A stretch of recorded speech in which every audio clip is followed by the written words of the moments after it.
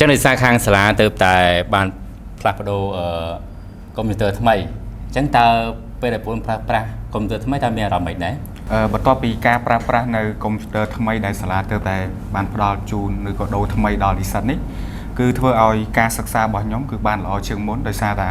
អាចថាកុំព្យូទ័រគឺទំនើបជាងមុនបាទទាំង keyboard ទាំង mouse ទាំងសេវាអ៊ីនធឺណិតនិងកម្មវិធីអីគឺឃើញថាដំណើរការល្អជាងមុនគុណសាលាមែនទែនដែលបានយកចិត្តទុកដាក់នឹងផ្លាស់ប្ដូរនៅកុំព្យូទ័រដែលទំនើបទាន់សម័យដល់និស្សិតសម្រាប់ការសិក្សារៀនសូត្របាទខ្ញុំផ្ទាល់អារម្មណ៍គឺសប្បាយចិត្តពេលដែលឃើញសាលាគាត់បានដូរកុំព្យូទ័រថ្មីសម្រាប់ឲ្យនិស្សិត IT និងការ design graphic អីគឺល្អហើយសម្រាប់កុំព្យូទ័រនេះវិញគឺមានរាង slim ហើយស្អាតជាងមុនហើយកម្រិតច្បាស់វាគឺ HD ហ្មងអញ្ចឹងទៅសម្រាប់ឲ្យនិស្សិតរៀនគឺមានអារម្មណ៍ថាចង់មករៀនចាលោកគ្រូសម្រាប់ចំណាក់អារម្មណ៍របស់ខ្ញុំផ្ទាល់ទីមួយនោះវា smooth សម្រាប់ពួកខ្ញុំរៀន IT អញ្ចឹងការ run code វាដំណើរការបានល្អហើយហ្នឹងហើយលោក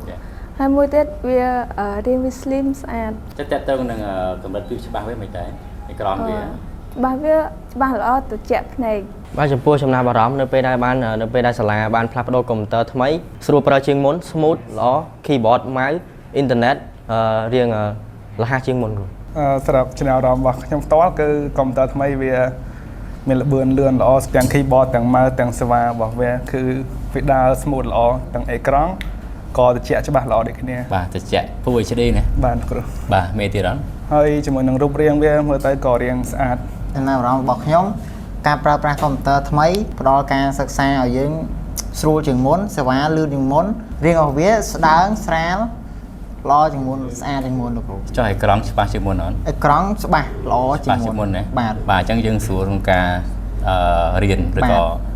ធ្វើលំហាត់ផ្សេងៗណាបាទលោកគ្រូសម្រាប់កុំព្យូទ័រថ្មីវារៀង smooth ជាងមុនស្រួលប្រើជាងមុនវាមានការរអាក់រអួលក្នុងការប្រើសេវាដើរលឿនល្អហើយសម្រាប់រៀងវិញវាមានរៀងស្ដើងជាងអាចារ្យ